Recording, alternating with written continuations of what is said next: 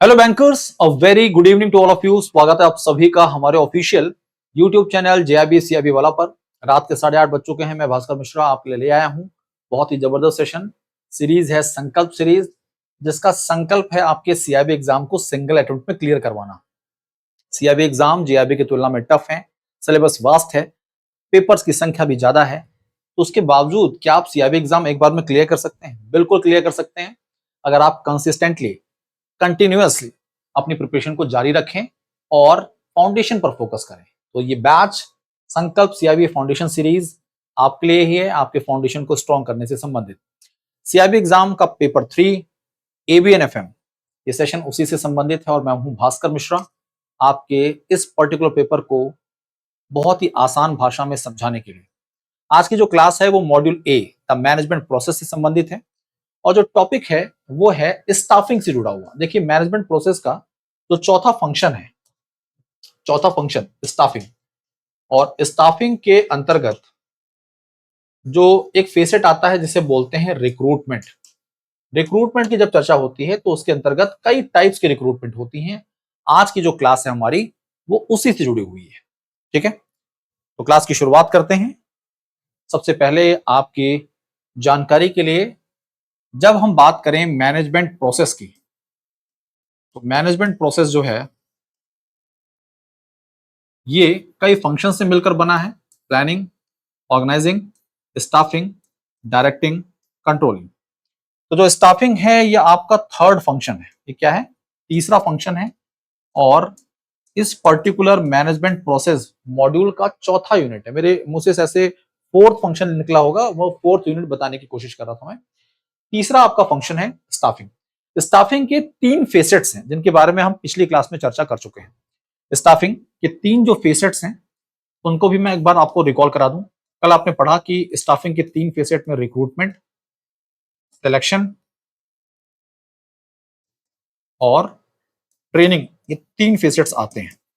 आज की क्लास में हम रिक्रूटमेंट पर चर्चा कर रहे हैं।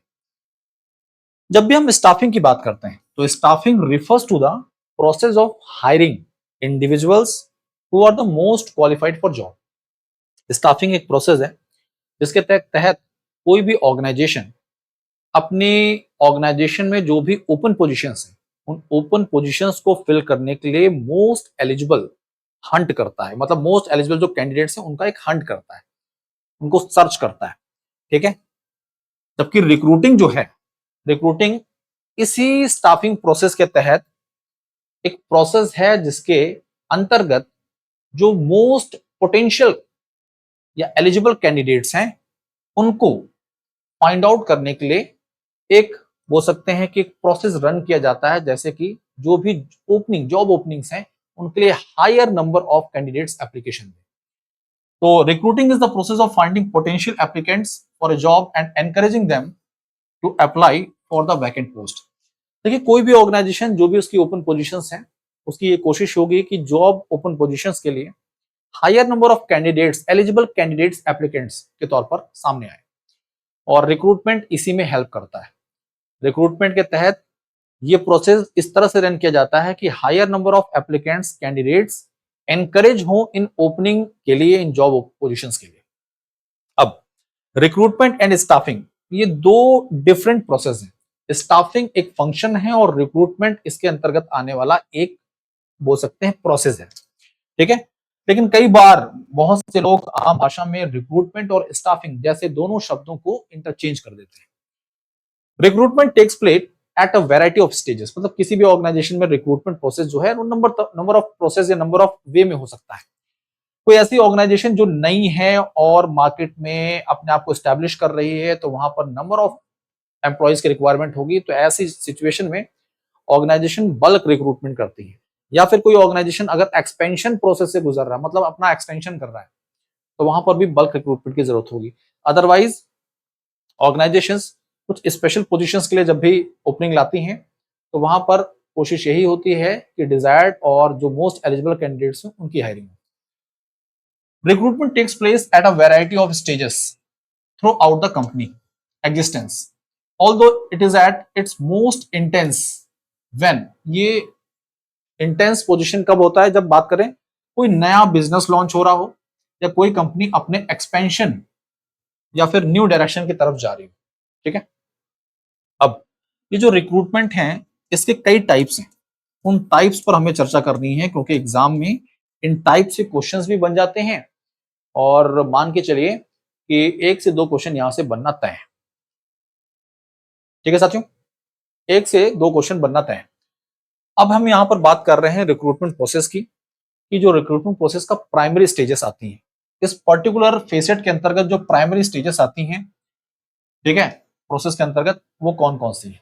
देखिए, सबसे पहले जो भी रिक्रूटमेंट है, क्या उसकी रिक्वायरमेंट है, क्या नीड है, उसे पता करना, उसके बारे में जानकारी जरूरी देनी है। मतलब हमें ऑर्गेनाइजेशन में इस पर्टिकुलर पोजीशन पर कुछ एम्प्लॉयज की रिक्वायरमेंट है, नीड है, ये डिटरमाइन करना जरूरी है। तो पहला स्टेज क्या है, determining the need for hiring, जरूरत के बारे में बताना जरूरी है। उसके बाद रिक्रूटमेंट की स्ट्रेटजी क्या होगी, इस पर चर्चा होगी। जॉब डिस्क्रिप्शन क्या है, उसे डिस्क्राइब करना, ड्राफ्ट करना। फिर उस पोजीशन के बारे में पब्लिसाइज करना, मतलब उसके बारे में मार्केट में पब्लिसाइज करना। कैंडिडेट्स रिक्रूट करना for the opening position.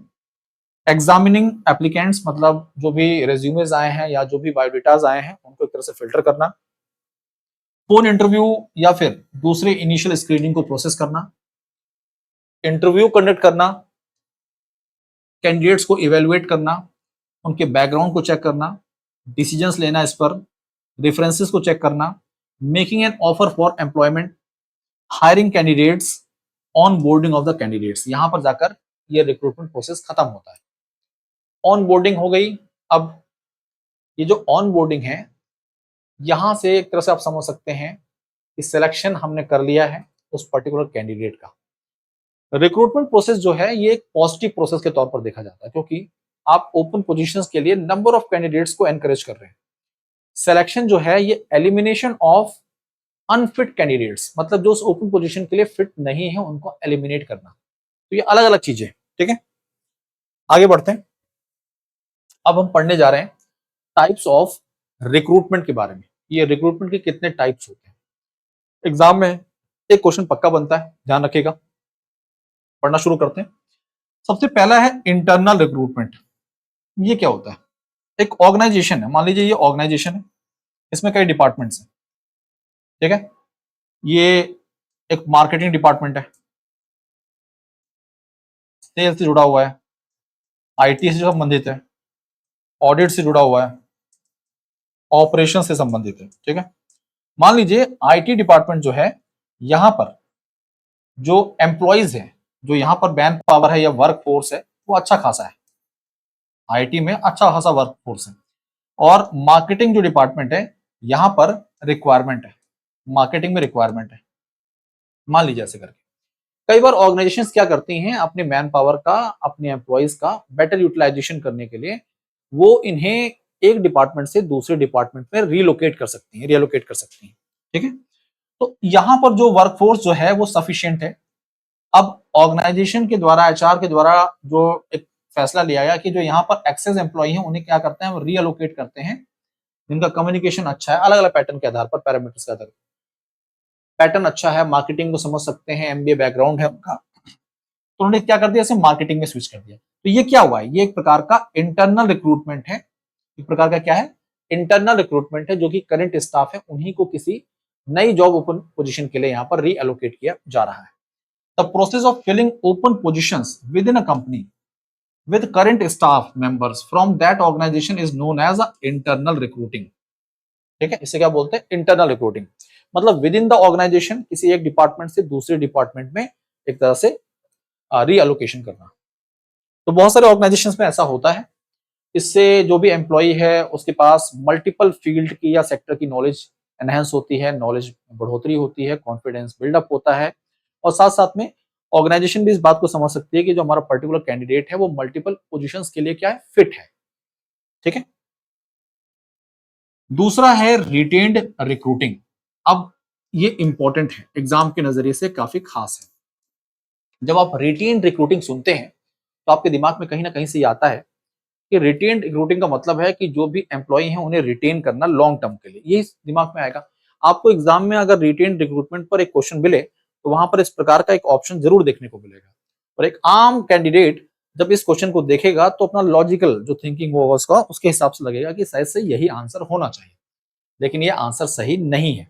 Retain recruiting क्या होती है? अब देखिए, हम फिर से एग्जांपल लेते हैं कंपनी का। XYZ ये कंपनी है, डिफरेंट डिपार्टमेंट्स हैं इसमें।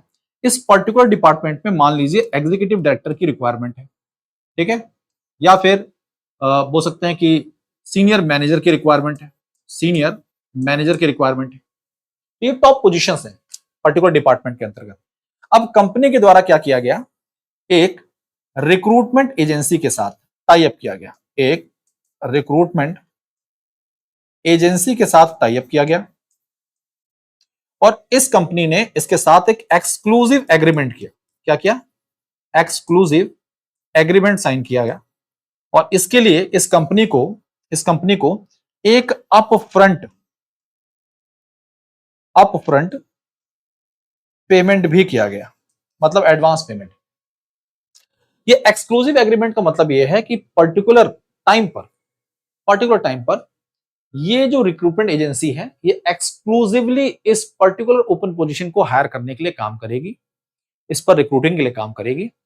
इसके लिए उसे एक एडवांस पेमेंट भी दी गई है जो 1/3 हो सकती है, ठीक है।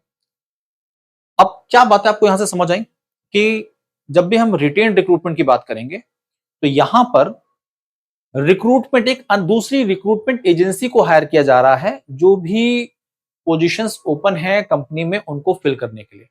और ये जो भी ओपन पोजीशंस हैं ये बोल सकते हैं हायर लेवल पोजीशंस हैं, एक्सक्लूसिव पोजीशंस हैं कंपनी की हायर पोस्ट पर लोगों को हायरिंग के लिए। इसके लिए कंपनी के द्वारा उस रिक्रूटमेंट एजेंसी को एक अपफ्रंट फी भी पे की जाती है, और बाकी जो पेमेंट है वो प्रोसेस के आगे जैसे जैसे प्रोसेस बढ़ेगा उसके हिसाब से किया जाएगा। अब जो यहाँ कहानी लिखी गई है मैंने आपको बता दी, लेकिन उसको एक बार दोबारा पढ़ लेते हैं। When a company engages a recruitment firm, they can do so in numerous different ways. One of the most prevalent ways is retained recruiting. When an organization hires a recruitment firm to fill a vacant positions, the organization is responsible for paying an upfront fee to the recruiting firm. अब जो extra बातें हैं, extra information है retain recruiting से संबंधित, वो मैंने आपको यहाँ पर जानकारी के तौर पर बता भी दी है कि आमतौर पर रिटेन रिक्रूटमेंट जो होता है वो किसी भी कंपनी में हायर पोस्ट के लिए होता है, जो कि कंपनी की टॉप मोस्ट पोजीशंस होती हैं उनके लिए ये हायरिंग की जाती है। ये मिडिल लेवल या लोअर लेवल हायरिंग के लिए नहीं किया जाता है, ना ही बल्क रिक्रूटमेंट के लिए इस प्रोसेस का इस्तेमाल किया जाता है, ठीक है। यहाँ पर एक अपफ्रंट फी भी पे की जाती है, किसको? जो भी रिक्रूटमेंट फर्म है उसको, ठीक है। अब बात करते हैं अगली, और अगला जो टाइप्स ऑफ रिक्रूटमेंट है वो है कंटिजेंसी रिक्रूटिंग। ये कंटिजेंसी रिक्रूटिंग क्या होती है इसे समझते हैं। देखिए, इस टाइप की रिक्रूटमेंट का मतलब, ये कंटिजेंसी का मतलब समझिए क्या है। आमतौर पर आपको लगेगा कि इमरजेंसी सिचुएशन। अब ऐसी सिचुएशन किसी भी कंपनी के सामने कब आती है? कंपनी एक्सपेंशन के दौर से गुजर रही है, कोई नई सब्सिडरी स्टैब्लिश कर रही है। अब जब इस प्रकार के ऑपरेशंस कंपनी के द्वारा रन किए जा रहे हैं तो वहां पर बल्क रिक्रूटमेंट की रिक्वायरमेंट होती है, बल्क में ओपन पोजीशंस आती हैं, और ये ओपन पोजीशंस मिडिल लेवल या फिर लो लेवल रिक्रूटमेंट के तहत आती हैं। तो देखिए, ये भी एक प्रकार का ऐसा प्रोसेस है जहां पर जो कंपनी है एबीसी मान लीजिए, इसके द्वारा एक रिक्रूटमेंट एजेंसी के साथ टाई अप किया गया, रिक्रूटमेंट एजेंसी के साथ क्या किया गया है? टाई अप किया गया है। बट ये कोई एक्सक्लूसिव एग्रीमेंट नहीं है, ना ही ये एक्सक्लूसिव एग्रीमेंट है, और ना ही यहां पर कोई अपफ्रंट फी पे की जा रही है। नो अपफ्रंट फी। जब ये रिक्रूटमेंट एजेंसी जो भी ओपन पोजीशन है कंपनी में इनके लिए हायरिंग करेगी, ओपन पोजीशन जो भी है इसके लिए इसने हायरिंग कर ली है, कैंडिडेट सेलेक्ट किया है, तब जाकर पेमेंट की जाएगी। यानी कि जब पेमेंट हायरिंग होगी, जब सिलेक्शन होगा तभी पेमेंट किया जाता है। और ये हायर लेवल पोजीशंस के लिए नहीं होता है, ये आमतौर पर जो कंटिजेंसी रिक्रूटमेंट है ये बल्क पेमेंट के लिए, बल्क रिक्रूटमेंट के लिए होता है जब कंपनी एक ऐसे फेज में है जहां पर उसे एक्सपेंशन या फिर नई सब्सिडरी जैसे एस्टेब्लिशमेंट का रिक्वायरमेंट होता है तब। ठीक है, आगे बढ़ते हैं। अब आपके सामने यहाँ पर एक क्वेश्चन है, एक एमसीक्यू है, इस एमसीक्यू का आपको आंसर करना है। Which of the following best distinguishes retain recruiting from contingency recruiting in strategic talent acquisition? दोनों के बीच में डिफरेंस क्या है? मैंने आपको दोनों ही विस्तार पूर्वक पढ़ाई है, रिटेन रिक्रूटमेंट क्या होता है और कंटिजेंसी रिक्रूटमेंट क्या होता है। पहला ऑप्शन क्या है, retained recruiters are paid only when a candidate join the organization. गलत, ये जो ओनली वाले वर्ड होते हैं ना, ये गलत कर देते हैं ऑप्शन को। रिटेन रिक्रूटमेंट में हमें अपफ्रंट फी पे करनी होती है रिक्रूटमेंट एजेंसी को, ये ऑप्शन गलत हो गया। Retain recruiters work on multiple assignments, नहीं, ये मल्टीपल असाइनमेंट पे काम नहीं करते हैं साइमल्टेनियसली, ये एक्सक्लूसिव एक्सक्लूसिव अग्रीमेंट्स होते हैं, ये एक्सक्लूसिव अग्रीमेंट्स होते हैं। इसका मतलब ये ऑप्शन भी क्या है, आपका गलत है।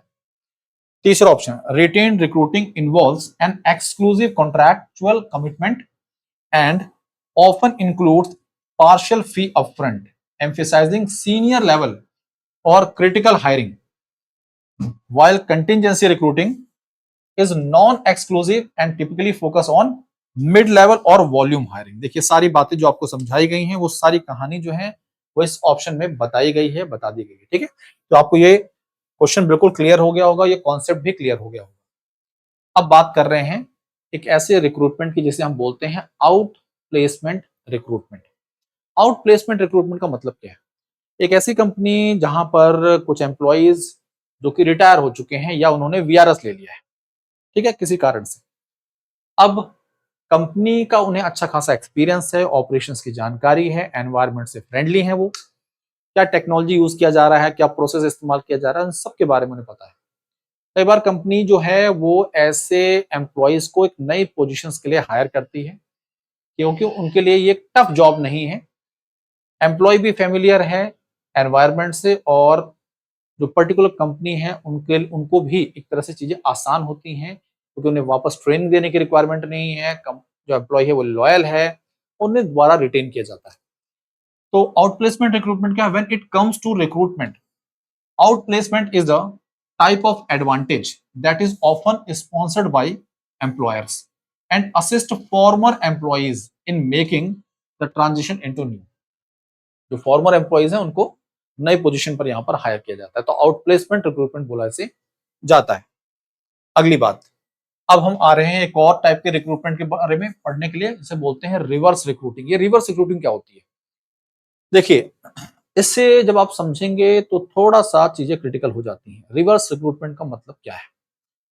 देखिए, ये एक प्रकार का ऐसा अरेंजमेंट है, एक ऐसा अरेंजमेंट है जहां पर जो कैंडिडेट है उस कैंडिडेट को खुद, कैंडिडेट जो है उसे खुद अलग अलग कंपनी में जाकर अपने इंटरव्यू फेस करने की रिक्वायरमेंट नहीं होती है। कैंडिडेट यहां पर एक कंसल्टेंट फर्म में अपना रजिस्ट्रेशन करता है, अपनी सारी जानकारी, एक्सपीरियंस, इंफॉर्मेशन के बारे में वहां पर अपडेट करता है। जो पर्टिकुलर कंसल्टेंट फर्म है वो कैंडिडेट के लिए open position, best fitted positions को सर्च करती है और वहां पर उनको इंटरव्यू कंडक्ट कराती है और उनका प्लेसमेंट कराती है। ठीक है, तो यहां पर कैंडिडेट के लिए खुद से अपने लेवल पर जाकर ओपन पोजीशंस को हंट करने की रिक्वायरमेंट नहीं होती है। वो यहां पर एक थर्ड पार्टी या कंसल्टेंट के थ्रू कनेक्ट होता है, जिसकी जिम्मेदारी यहां पर कैंडिडेट को प्लेस कराने की होती है। This is a procedure in which an employ is urged to seek employment within a new business that offers better fit for their skill set. This process refers to the practice of encouraging an employ to seek employment with a different organization. ठीक है, अब आपके सामने यहाँ पर कुछ सवाल हैं, कुछ एमसीक्यूज हैं, इनको समझ लीजिए। यहां पर देखिए दूसरा सवाल है, सेकंड क्वेश्चन है, a firm hires an executive search agency by paying upfront fee. अब देखिए अपफ्रंट फी पे की जा रही है, एग्जीक्यूटिव सर्च एजेंसी को हम ये पेमेंट कर रहे हैं, milestone payments regardless of hiring outcome. Which model is this? जब भी किसी रिक्रूटमेंट एजेंसी को कोई अपफ्रंट फी पे की जा रही है किसी एग्जीक्यूटिव पोजीशन के लिए, तो इस प्रकार के पेमेंट को हम रिटेन्ड रिक्रूटमेंट का नाम देते हैं। क्या देते हैं? रिटेन्ड रिक्रूटमेंट बोलते हैं। तीसरा सवाल आपके सामने है, third question, which of the following statement is incorrect? कौन सा स्टेटमेंट यहां पर सही नहीं है? इनकरेक्ट है, कौन सा स्टेटमेंट यहां पर इनकरेक्ट है? Regarding contingency recruitment, contingency recruitment से संबंधित कौन सा ऑप्शन यहां पर सही नहीं है? Payment is made only upon successful hiring. अब देखिए यहां पर अगर आप ओनली वाले कॉन्सेप्ट को दिमाग में रखें तो आपको लगेगा कि नहीं यही सही नहीं, लेकिन आपने पढ़ा हुआ है कि कंटिजेंसी रिक्रूटमेंट में पेमेंट तभी की जाती है जब उस ओपन पोजीशन के लिए हायरिंग सक्सेसफुली हो जाती है। ये बात तो सही है। Multiple agencies can compete for the same role, ये बात भी सही है, कोई एक्सक्लूसिव एग्रीमेंट तो है नहीं। It is generally use for senior level hiring, अब यहां पर यह बात आ जाती है जो कि गलत है, ये सीनियर लेवल हायरिंग के लिए नहीं होती है, ये मिडिल लेवल या फिर बल्क रिक्रूटमेंट के लिए किया जाता है। तो बल्क रिक्रूटमेंट यहां से की जाती है। फास्टर टर्नअराउंड इज एक्सपेक्टेड, ठीक है, तो सी ऑप्शन जो है ये गलत है आपका, आपने सही जवाब ढूंढ लिया है, C option is the wrong option. चौथा सवाल आपके सामने है, fourth question, which feature best differentiate retained recruitment from contingency recruitment. तो वो कौन सा फीचर है जो कि रिटेन रिक्रूटमेंट और कंटीजेंसी रिक्रूटमेंट के बीच के डिफरेंस को क्लियर करता है? Use of technology, payment structure, candidate screening, interview round. देखिए पेमेंट स्ट्रक्चर, एक में अपफ्रंट पेमेंट होता है और एक में नहीं होता है। अपफ्रंट पेमेंट किसमें होता है? रिटेन्ड में होता है, जबकि no upfront payment, no payment upfront किसमें? कंटीजेंसी में। ठीक है, क्लियर है? तो आप यहां पर साथ साथ में सवाल भी कर रहे हैं। अब बात करते हैं उस मंच की, उस पर्टिकुलर प्लेटफॉर्म की जहां पर आप अपने डाउट्स और अपनी क्वेरीज को रेज कर सकते हैं। वो टेलीग्राम चैनल हमारा जैब_क्या बाय भास्कर सर, इससे जुड़ जाइए। कोई भी डाउट है, कोई भी क्वेरी है एग्जाम से संबंधित, बेफिक्र होकर शेयर करिए और जल्दी हम आपको आपके लिए यहाँ पर कुछ नए इनिशिएटिव भी शुरू कर सकते हैं।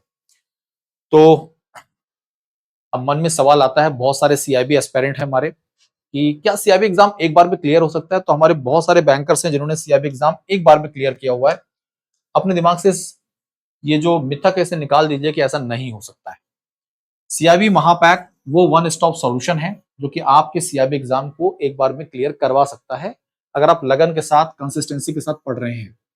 याद रखिए, इस एक महापैक के अंतर्गत आपको फाउंडेशन बैच मिलता है, फाउंडेशन प्लस एमसीक्यू बैच मिलेगा, MCQ batch, crash course plus elective papers, elective papers, मतलब 15 प्लस बैचेस आपको एक कोर्स के अंतर्गत मिल जाते हैं। इसका नाम है सीआईबी महापैक।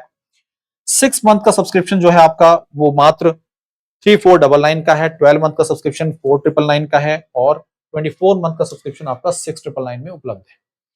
तो कोर्सेज बहुत ही अफोर्डेबल हैं।